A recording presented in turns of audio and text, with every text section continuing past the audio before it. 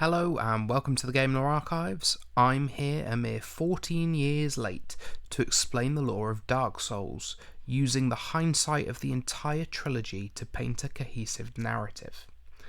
At the beginning of time, the world was grey and unchanging, inhabited by immortal stone dragons. There is no traditional life or death, the world is static. Then, the first flame flickers into existence. The flame's creation begins the very concept of opposites and duality within the universe, light and dark, hot and cold, etc. The concept of disparity ripples outwards into the universe, creating others on a fundamental level, like life and death. 3 hollows were drawn to the first flame and found the Lord Soul at its base, giving them immense power. Behind them came the furtive Pygmy, who took the final soul from the fire, the Dark Soul. Unbeknownst to them, removing these souls removed the first flame's kindling. The 3 who found the Lord Soul was Nito, the Witch of Izalth, and Gwyn, Lord of Sunlight, all gaining great powers. Together they waged war with the dragons, armed with the knowledge of their weakness, thanks to the treacherous scaleless dragon Seath. The furtive Pygmy used the Dark Soul differently, splitting it down, creating the Pygmy race. With the dragons defeated, Gwyn rebuilds the world, building multiple cities and towns. Those that we know of are Londo, built to house him and his family, the city of Izalth for the witch and her family, the Ring City for the Pygmy race, Oolacile, and I'm sure there was many more. This expansion marks the era of the gods, whose power stems from the first flame.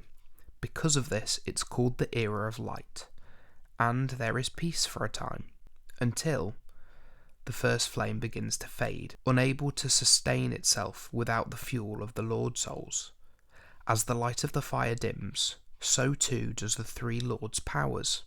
This loss of power terrifies them, causing them to all attempt to prolong the Age of Light by whatever means necessary. The Witch of Izalth, master of pyromancy magic, attempts to recreate the first flame. Her spell ends in the creation of the Flame of Chaos, where all manner of demons spring forth. Her and her children are mostly twisted into monstrosities, such as the Bed of Chaos, Quelaag, Quilana, and the Ceaseless Discharge. Gwyn curses the Pygmy race, sealing their dark soul away with a ring of fire, marked upon their very soul, separating their humanity. This changes the Pygmy race into humans, no longer immortal and greatly weakened, but inadvertently ties humanity's fate to that of the first flame while extending its fire.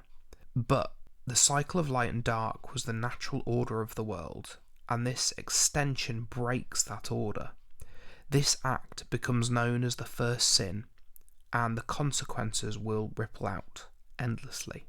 Once the Lord of Light banished dark and all that stemmed from humanity, and then assumed a fleeting form. All men trust fully the illusion of life. But is this so long?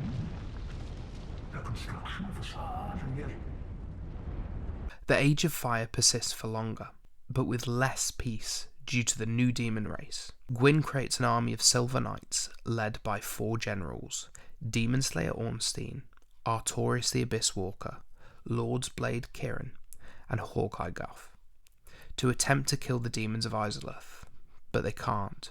The surviving knights come back in blackened armour. However, Gwyn and Nito remain in power.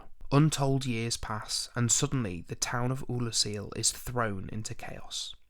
The town is visited by a primordial serpent, trying to undo Gwyn's curse by encouraging the townspeople to release their humanity, their souls, from the ring of fire Gwyn has caused. These external souls run rampant, causing the abyss, corrupting everything it touches. Shards of the Dark Soul itself run wild. Gwyn sends Artorias the Abyss Walker to resolve the issue. While history fames Artorias as the victor, in reality he was lost, and the chosen Undead defeated him and Manus, the culmination of the abyss in the area, scattering the abyss within him to the winds, where they would slowly begin to grow and form again. More time passes and the fire fades further. Gwyn's curse starts to take full effect. The Darkstein physically appears on humanity as a brand. Their immortality returns, but at a cost of their sanity.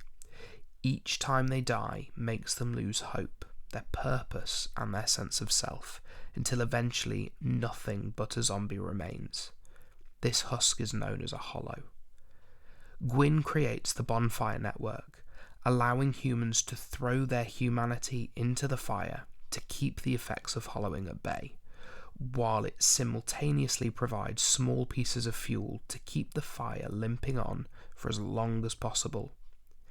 It's easy to think that Gwyn is trying to do all of this for his power, but that isn't the case. He genuinely fears this dark.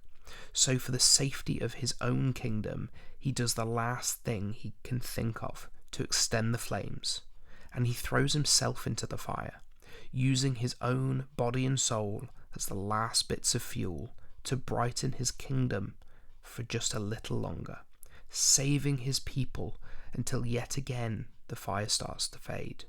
You, the player, the chosen undead, explore the kingdom, gathering a large amount of souls, and at the end of the game are left with a choice.